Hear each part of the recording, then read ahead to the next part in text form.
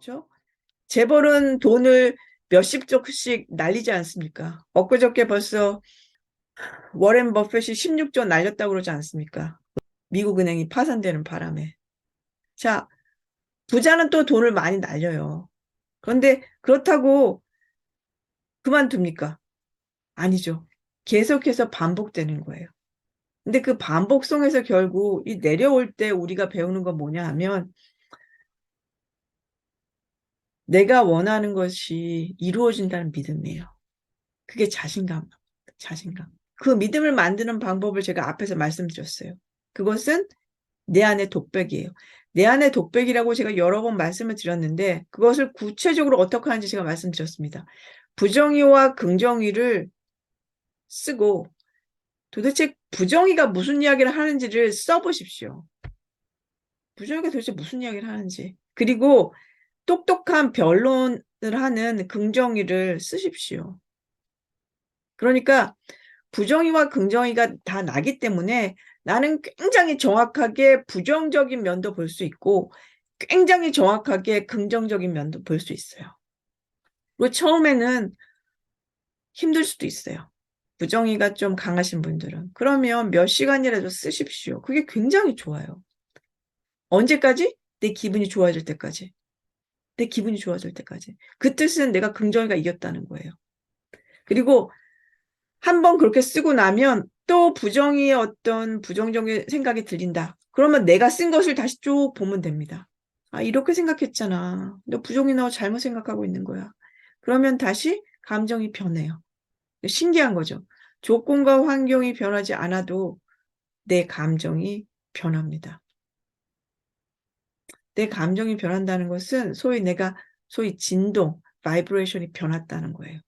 그럼 내가 새로운 것을 볼 수가 있어요. 전혀 여태까지 생각하지 못했던 아이디어들이 생겨요. 아이디어들이 먼저 오죠. 아니면 내가 전혀 생각하지 못한 사람들을 만나게 되고 내가 같은 인터넷에서 어떤 검색을 하더라도 전혀 생각하지 못한 정보를 얻을 수 있고 그래서 감정이 중요한 거예요. 그래서 결국 내 안에서 내가 이겨야 됩니다. 부정의를 설득시켜야 돼요. 그렇다고 부정의가 없어지진 않아요. 이 세상은 모든 것이 두 개로 되어 있습니다. 그렇죠? 그러니까 부정의가 어둠이라면 긍정의는 빛입니다. 빛이 빛나기 위해서는 그림자가 있어요. 그러니까 그림자와 같은 이 부정의를 설득을 시키면 긍정의가 이깁니다. 그러면 기분이 좋아져요. 그러면 그 이슈에 관해서는 이제 해결이 된 거예요. 그 다음에 또 이슈가 생기면 또 이렇게 쓰면 됩니다. 계속 이기는 거죠. 그러면 그래서 점점 시간이 가면서 내가 긍정적인 사람이 되는 거예요. 사람들이 뭐 긍정적인 사고 그러는데 긍정적인 사고가 아니에요.